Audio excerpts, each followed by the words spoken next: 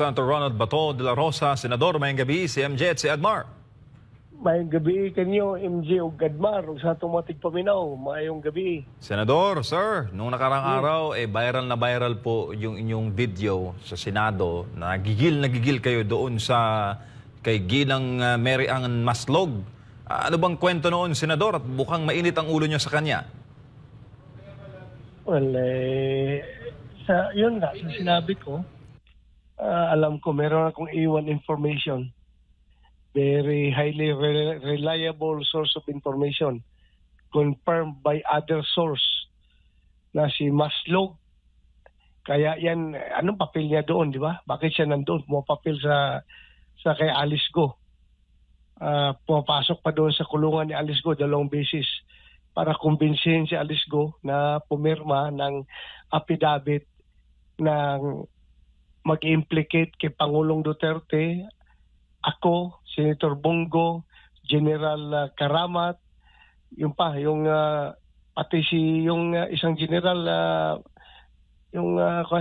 may picture na kasama yung Chinese, si General Benji Acorda. Gusto ipa-implicate para alam naman natin anong purpose nila. At ang nag-utos, isang taong taga Malacanang. Senador, yung pong tao na yon, kailan niyo po papangalanan? Pwede ba nating ibuko ngayon kung sino? Yung tinutukoy po ninyo? Kilala ninyo yan. Ay, Kilala ninyo. Kilala ninyo yan. Maraming kilala si partner Admar sa Malacanang eh. Sino kaya doon? Kilala nyo yan. Pero anyway, Senator, sir, lumalabas na kayo po ay re-electionist. Si former President Digong ay babalik po sa Davao bilang Davao Mayor kung palaring manalo sa susunod na eleksyon. Lahat ng ito, ang timing sa inyo, ano nakikita nyo, sir? Talagang demolition job. Talagang sisiraan tayo ng husto para lalakas yung chances nila pag 2028. Hoping na hihina ni si Inday Sara, si BP Sara kapag na-demolish lahat kami. Maapektuhan din yung chances ni BP Sara. So yan ang pinaka-grand design. Opo, lalo po, Senador, na bukod po sa Senate, meron din pong quad investigation sa House of Representatives. Talagang hinahabol, Senador, lahat ng mga may kaugnayan sa mga Duterte. Kaya nga ibang klase na, no? Ang pinapaniwalaan na nila yung Drug Lord, Drug Lord na yung kanilang pinapaniwalaan para idiin yung mga Duterte allies, Drug Lord na kanilang person. Opo. Sir, nabanggit po ninyo sa video na nagba-viral na ipipin down nyo po ninyo itong si Mary Ann Maslog. Maaari po ba nang maraming malaman, sir, kung kailan po ninyo ito balakawin? Excited po yung taong bayan sa inyo pong susunod na hakbang. Ay, sabi ko, ibig sabihin doon na mapin down ko siya sa kanyang papel na ginagampanan bilang inuutusan ng taga Malacanang na para papirmahin ng affidavit si Alice Go. Yun, pin down siya doon dahil wala siyang kawala doon. Dahil very reliable yung aking informasyon.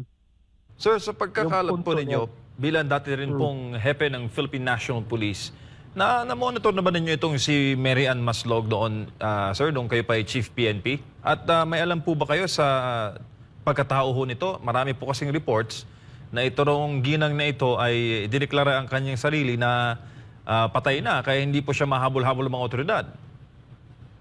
Yun nga, ang lumalabas ngayon, di ba? Pero nahuli pa rin siya ng NBI dahil nga mayroon pa siyang mga ibang kaso dito na kinasangkutan. Tapos nung kinunan siya ng fingerprint, nagmatch sa fingerprint ni Mary Ann Maslog.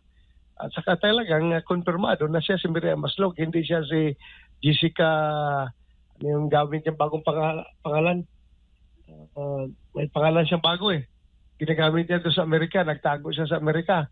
Dahil she defrauded the Philippine government ng 24 million worth ng textbook scam ang tawag ng kaso niya.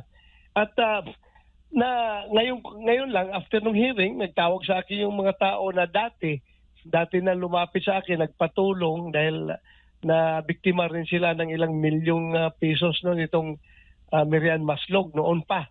Lumapit sa akin pero hindi na nila malukit-lukit. Yun nga, nawala na nga, pumuntang Amerika. Ngayon, tumawag sa akin na, sir, yan yung kinumplin ko sa iyo noon na nagpapatulong ako. Ilang milyon yung nakuha sa akin, sir. Tapos marami pang nagkuhan din sa akin, nagtatitik sa akin mga taga Bukidnon, taga Cagayan, nagsabi na talagang ang dami yang nabiktima yung babae na yan. So, Hustler talaga, hustler. con artist ba siya, Senador? Con artist talaga, super con artist. Kayo po ba yung magsasagawa rin ng investigasyon? Kasi sa inyo pong account, marami po nagreklamo dito kay Maslog. Ay, yung mga reklamo naman nila, ina-actionan na ng NBI at saka sa IDG. Kaya nga siya, nakakulong ngayon, di ba? Kaya hindi na kailangan imbestigahan pa ng Senado yan. Ongoing naman yung mga kaso niya. Senador, may gabi si Admar po ito. Dito naman po sa naging pahayag ni nung unay umamin ito na isang sa drugs, no, patungkol sa drugs, pero meron po siyang isiniwalat din sa nagpapatuloy na Quadcom. Sabi dito, i-quote ko lang, ay ito'y patungkol dun sa pinilit mo raw siya nung kayo po ay PNP chief na magsinungaling at ikonekta si dating Senador Leila de Lima sa illegal drugs. Sabi pa niya dito, i-quote, isa sa sumundo sa akin ay si Police General Bato de la Rosa kung saan sinabi niya sa akin na idawit ko si Peter Lim sa kalakaran ng droga sa Pilipinas, pati na rin daw si Leila de Lima para madiin at bago pa man yon, pinilit nila ako na umamin na ako ay may kinalaman sa droga. Ano po masasabi niyo po dito, Senador? Admar, isa-isahin ko, no? Kung gaano kasinungaling yung gago na yan. Kasi kung sabi ko, pag makita ko, suntukin ko yung mukha niyan eh. Sobrang kasinungaling. Alam mo, unang-una, sabi niya, doon sa Quadcom na sumulat daw siya, nag-request daw siya na umuwi sa Pilipinas para harapin yung kanyang problema. Napakasinungaling.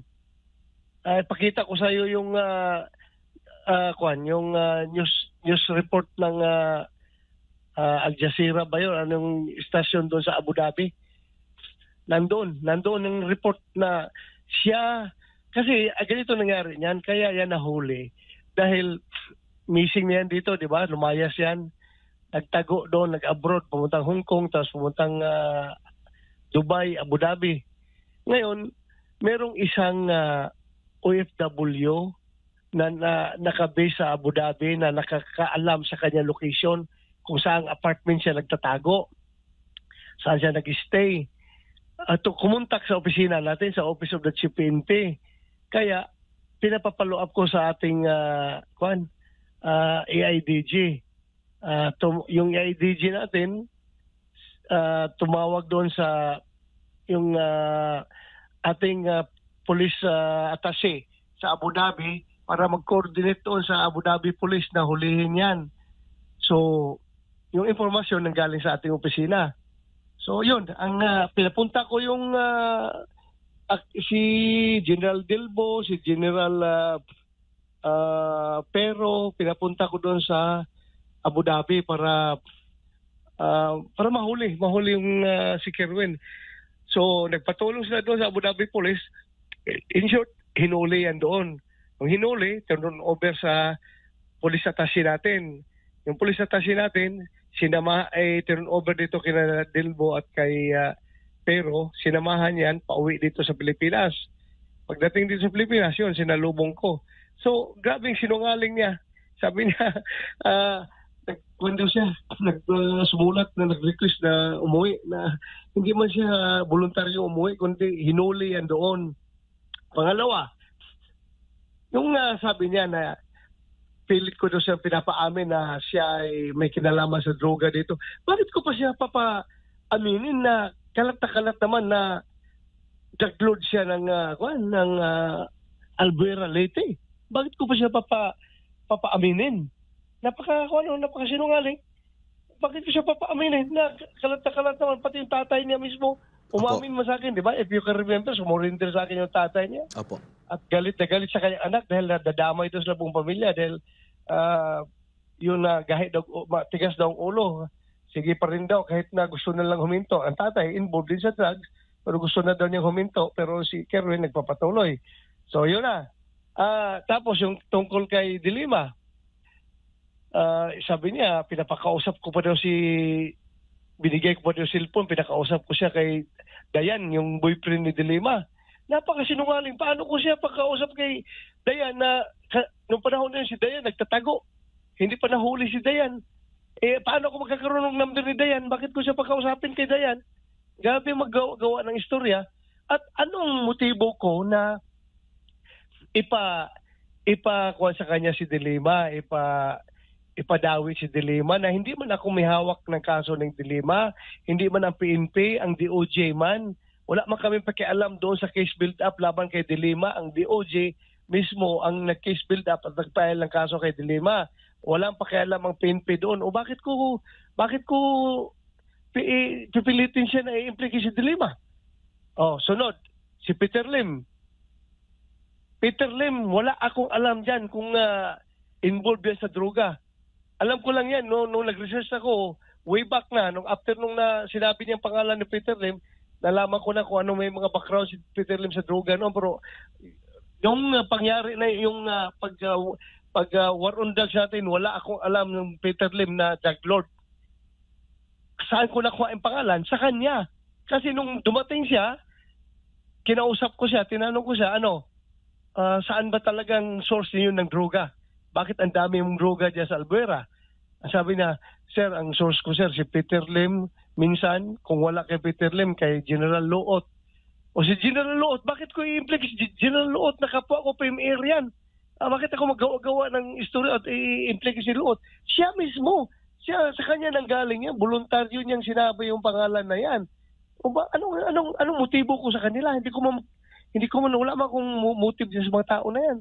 Hindi man yan wala akong nakita motibo na bakit ko pilit siyang utusan na implicate yung mga tao na yan. Na siya mismo nang galing sa bibig niya yan, na yan daw ang source niya. So, yung kay Dilima, anong pakialam ko kay Dilima? Hindi man PNP naghawak ng kaso ng Dilima. Ang DOJ man. Bakit ako gagawa ng istorya na ipa-implicate si Dilima? Grabe talagang kasinungaling ng tao na yan. Halata man kung nagsasalita, di ba? Halatang minimorize niya yung script na pinapasunod sa kanya. Yung script na gusto niyang papalabasin, minimorize niya. Makikita mo man kung yung delivery niya. Halatang nag-iisip. Opo. Gaano ito kadelikado, General? Kasi may mga sinumpaan din yan siya nung humarap siya sa unang mga pagdinig, pati sa pagdinig sa Senado, saka sa Kongreso nung una, no? Nung mga una, last administration, tapos sa mga korte, tapos simpleng-simple lang babawiin. Parang nagiging trend po yung pagbawi ng mga testimonya po, Senador. Unang-una, kung ano sa sinungaling, di ba, unang-una, yung Senate hearing noon, nagsinungaling na siya. Sabi niya si Espinido daw tumatanggap ng pera sa kanya. Galit na galit siya at humingi sa kanya ng pera. Ngayon, nung umuwi na sa tapos ng hearing, pinuntahan ko siya doon sa kulungan ng AIDG. Tinanong ko kung totoo ba talaga. If you can remember, napaiyak ako doon sa hearing dahil sama ng loob ko. Si Espinido pala tumatanggap ng pera. Akala ko pagkatiwalaan na tao. Nung tinanong ko doon sa barracks natin, totoo ba talaga yung sinabi mo? Ang sabi niya, sir, hindi totoo yun, sir. Masama lang loob ko dahil napatay yung tatay ko, kaya nasabi ko yun. So, he lied under oath doon sa Senado nung hearing na yun dahil gawa-gawa lang pala yung istorya. Tapos ngayon, yung Quadcom, gano'n na naman pinapalabas niya, gumagawa na naman sa istorya. Kung nagsinungaling siya noon, hindi malayo magsinungaling na siya ngayon. At talagang puro kasinungalingan yung pinagsasabi niya. And ang napapansin natin dito, yung mga latest niya na pagbabago na naman ng testimonya, binibigyan na naman ng bigat, parang hindi inalala ng mga kasalukuyan nag-iimbestiga yung mga dati pang mga nagtatak na sa kasaysayan na ginawa nitong itong si Espinosa po. Kasi may motibo yung kanila pag-imbestiga. Kung pag-imbestiga na ang purpose talaga na hindi yan in aid of legislation, kundi in aid of persecution. Gusto talaga nilang i-persecute ang mga Duterte allies para, yun na, alam mo na, demolition job. Mhm. May recent naman ngayon din, ito namang naging pahayag po ni dating PCSO General Manager, dating police din, si Garma. At nag-iba na naman din siya ng tono at ang kanyang sinabi po ay hiniling daw sa kanya ni dating Pangulong Rodrigo Duterte na magkaroon ng isang police official, nung police pa siya, na maghanap ng police officer na kayang magpatupad ng war on drugs ng kagaya doon sa Davao City at ito po'y gagawin sa national scale. At sinasabi niya rito na pag nakapatay daw ng mga drug suspect ay bibigyan ng reward. Ano pong masasabi niyo ukol dito, Senador? Ewan ko, kasi hindi ko man talaga hawak yung tao na yung babae na yan. Hindi man talaga yan, hindi man close sa akin yan. Hindi, ang relationship namin is normal lang. Bilang chief PNP to a subordinate, yun lang ang aking treatment sa kanya. Wala akong special relationship yan. Nung nasa yan dito sa Davao, nung nag-city director ako, wala na yan dito sa Davao. Dati yan, assign kaya naging kaibigan ni Pangulong Duterte dahil assign yan dito sa Davao noon. Pero nung nag-city director ako, wala na yan dito sa Davao. Pero ang naalala ko, Senador, kasi matagal din akong nag-cover sa inyo nung kayo po ay hepe pa ng Davao City Police Office, kayo po yung isa sa mga pinagkatiwalaan dito sa Tok Hangyo. At kayo po yung nanguna. So, kung pagbabasehan natin itong sinabi ni Garma, nitong bago na pinahahanap daw siya ni PRRD ng pulis na kayang mag-implement ng war on drugs sa Davao, sa national scale, kayo po yung isa sa mga nanguna doon sa bakit kailangan pa na maghanap na kayo ang nanguna dyan sa Davao City sa war on drugs and at the same time, naging PNP chief din po kayo at in-implement nyo itong style ninyo sa Davao sa war on drugs sa national scale. Hindi ko alam kung ano yung pinagsasabi niya. Hindi ko alam talaga. Hindi ko narinig, hindi ko pa nakita kung anong sinasabi niya. Kasi yung sabi niya dito, during our meeting, he requested that I locate a Philippine National Police Officer or operative who is a member of the INC, indicating that he needed someone capable of implementing the war on drugs on a national scale, replicating the Davao model. This Davao model was referred to the system involving payments and rewards. The Davao model involves 3 levels of payments or rewards. First is the reward if the suspect is killed. Second is the funding of planned operation or co-plans. Third is the refund of operational expenses. Ito yung naging naging pahayag dyan po sa Quadcom. Ay, member ng INC. Yung sabi niya? O parang pinapahanap siya na dapat member daw ng INC.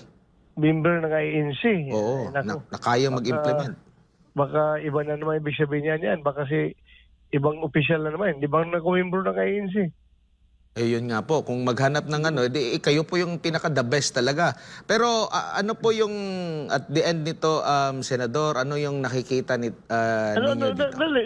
Kung ako yun, how come na yung isang police major, siya ang tatanungin ng presidente kung sino ang magiging si PNP? Yung ba ibig sabihin nun? Yung parang sir, parang inutusan siya na maghanap ng police officer daw na kayang mag-implement ng war on drugs sa national scale.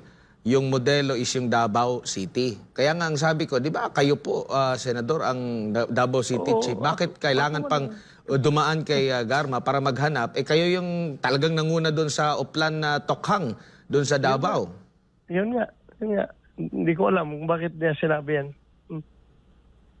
Sir, wala po ba kayong balak na maghain ng mga kaso o babalikan, lalo na itong si Espinosa, para talaga once and for all? Kasi may mga nagbablog din, sir, na naghahanap ba ng, kumbaga, bawi ninyo sa mga ginagawa ngayon na investigasyon against you, Senator Bongo and former President Duterte. Hindi na kailangan yan kasi it's his word against my word. Eh kung titingnan natin yung kredibilidad, saan maniniwala dapat ang tao? Doon sa former chief PNP na naging senador na o doon sa isang drug lord? O saan dapat maniwala ang tao? Bakit hindi ko kailangan ng kaso-kaso? Kapoy-kapoy lang yung kaso-kaso na yan. Hindi ko na kailangan ng hindi man tayo mahilig dyan sa kaso-kaso na yan. Pero sa nakikita niyo, Senador, ito'y possible na hakbang na mga kumakalaban po sa mga Duterte at lahat ng konektado sa kanya, considering malapit na ang midterm election dahil malakas din po kayo sa mga survey din. Ano pa? Yan talaga yan. Demolition job talaga. Sir, meron pong pahayag si Pangulong BBM doon po sa sinabi po ninyo na isang opisyal ng Malacanang nasa likod nitong kay Mary Ann Maslog. Sabi niya, I don't know who that person is. Your thoughts on that? Mabuti hindi niya alam. Mabuti hindi niya alam kasi baka hindi talaga niya alam siguro. Bisaya ba ni Sir? Ha? Bisaya? Ayay ka. Senador, sa kabila po nito, ano po yung mga hakbang ninyo? Kasi, kumbaga, papalapit na rin itong midterm elections. Ano po yung mga gagawin pa ninyo na mga hakbang para maipaintindi din sa taong bayan? Kasi, kumbaga, lamang sila kasi nandyan sila. Meron sa kapangyarihan mag-hearing, wala din po ba kayong move na magkaroon din ng kahalintulad na hearing na maitanong din sila, masala din sila itong mga nababanggit doon sa Quadcom?